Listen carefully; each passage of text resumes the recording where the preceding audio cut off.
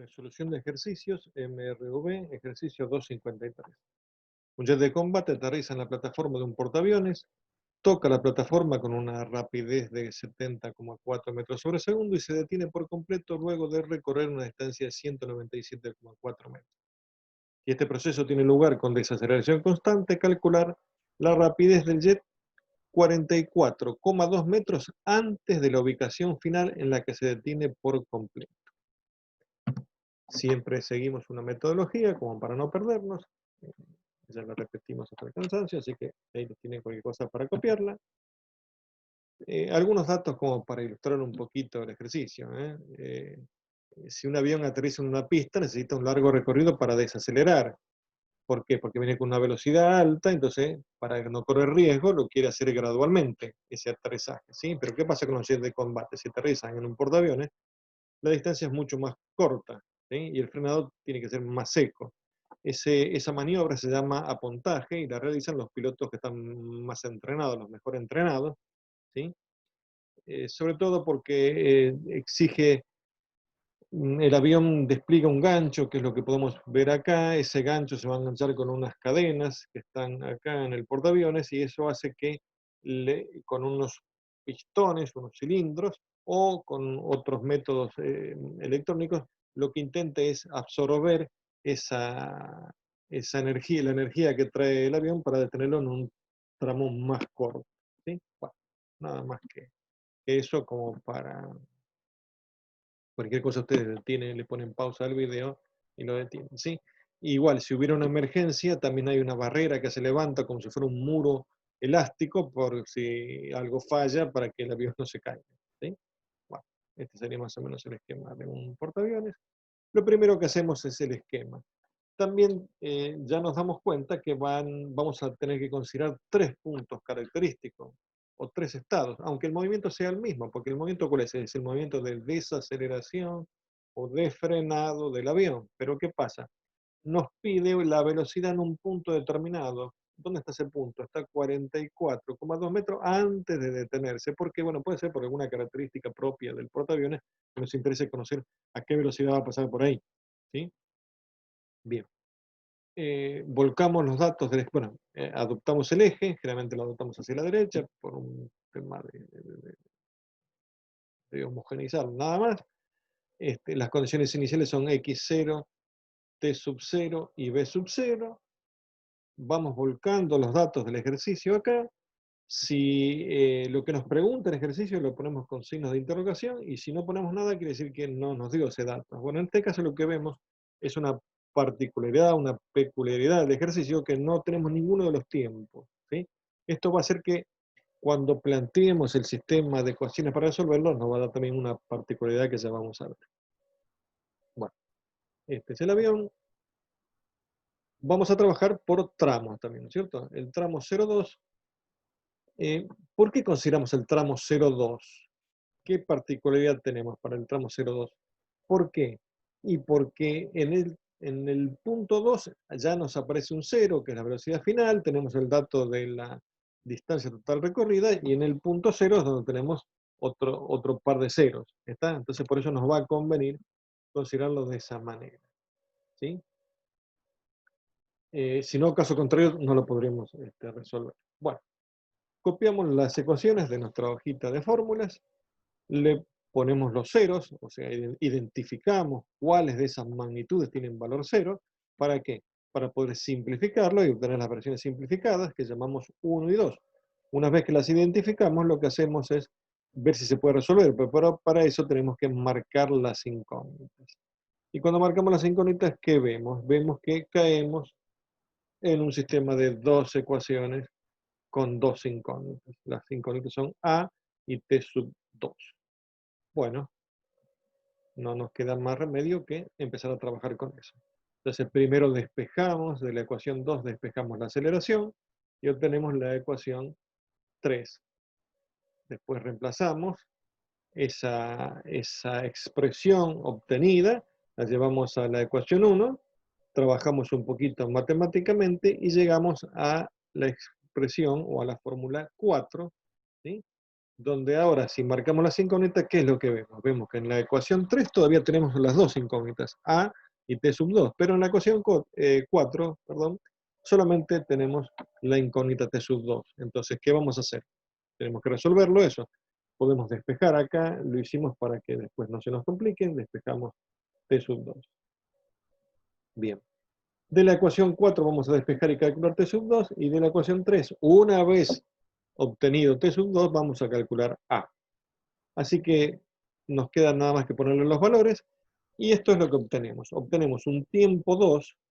El tiempo 2 es el tiempo final, o sea, el tiempo desde que el avión toca el portaaviones hasta que se detiene, hasta que su velocidad es 0. Ese tiempo es de 5,61 segundos. La aceleración, obviamente, nos va a tener que dar negativa. ¿Por qué nos tiene que dar negativa? Porque es una desaceleración, es el producto del frenado del jet, ¿sí? Bueno, ¿qué valor obtuvimos? Menos 12,55 metros sobre segundo al cuadrado, unidades, todo en unidades del sistema internacional. De esta manera lo que hicimos fue resolver analíticamente el tramo 02. Lo que podemos hacer ahora es volcar los datos que ya vamos obteniendo para no perdernos en el esquema, ¿sí? Entonces, bueno, ahí lo que hicimos fue volcar los datos. ¿Qué tenemos ahora? Ahora ya conocemos cuál es la aceleración, ¿sí? Perdón, y el tiempo final, o sea, y el T sub 2. ¿Sí? Son los datos que obtuvimos.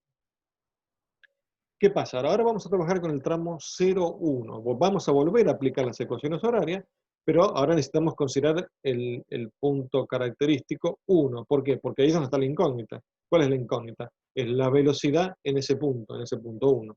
Eso es lo que nos pide el ejercicio. Bien, entonces empezamos a trabajar. ¿Cómo vamos a volver a aplicar las ecuaciones horarias? Las volvemos a copiar, teniendo siempre cuidado con los subíndices, de que no se nos compliquen los subíndices. Muy bien. Identificamos los ceros,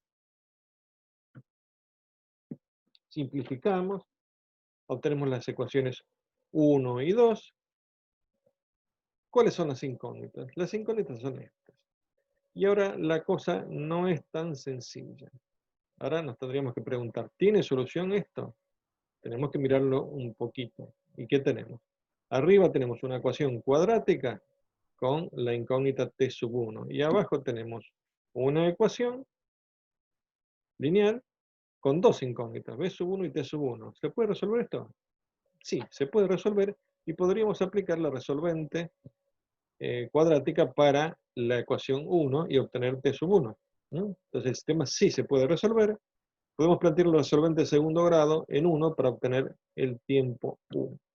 Bueno, acá tenemos que recordar, no voy a hacer el repaso en este ejercicio de la resolvente, eso lo tenemos hecho ya en otra instancia.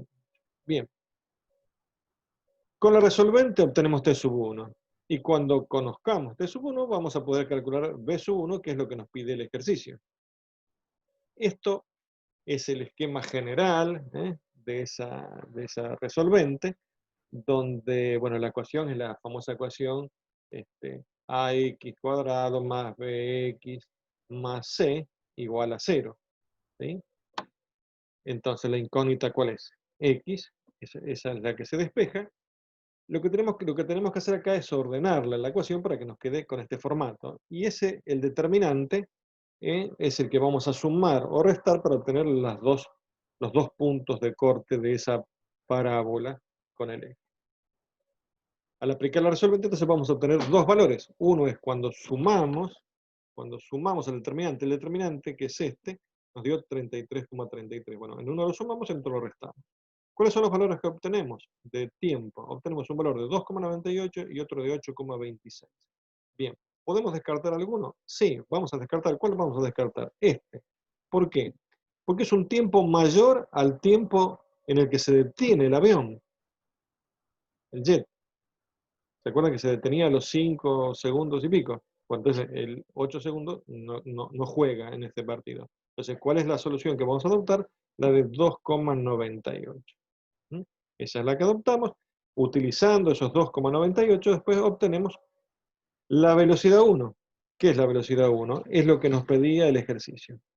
Eso era lo que nos pedía el ejercicio. Bueno, de esta manera llegamos al resultado final.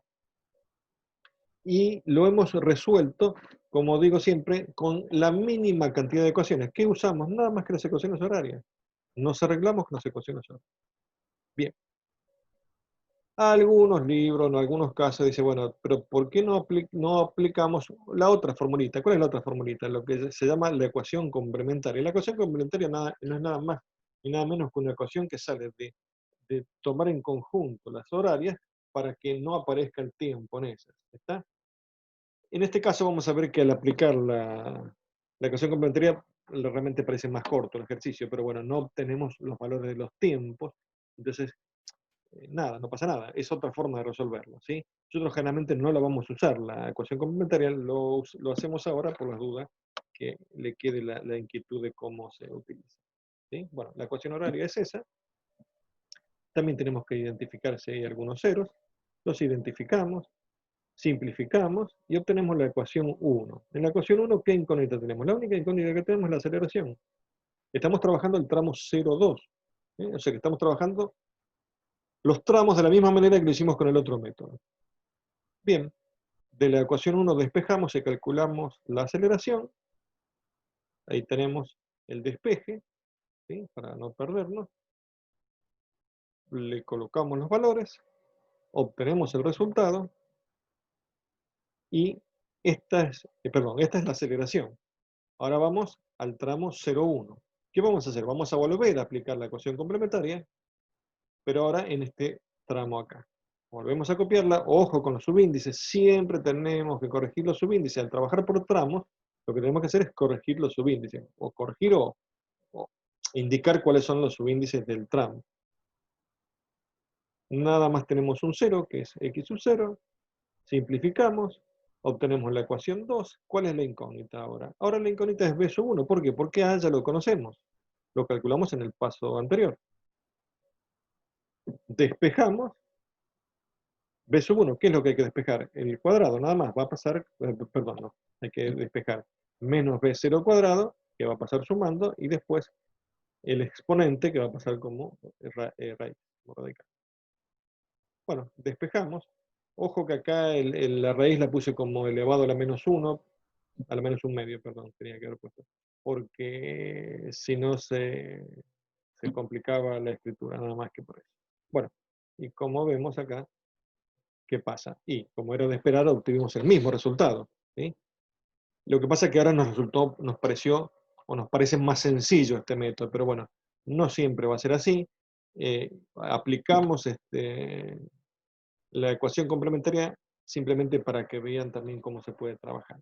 Pero nosotros podemos quedarnos con el primer método, decir, bueno, a ver, está bien. En este caso fue un poquito más largo, pero lo único que usamos fueron las ecuaciones horarias.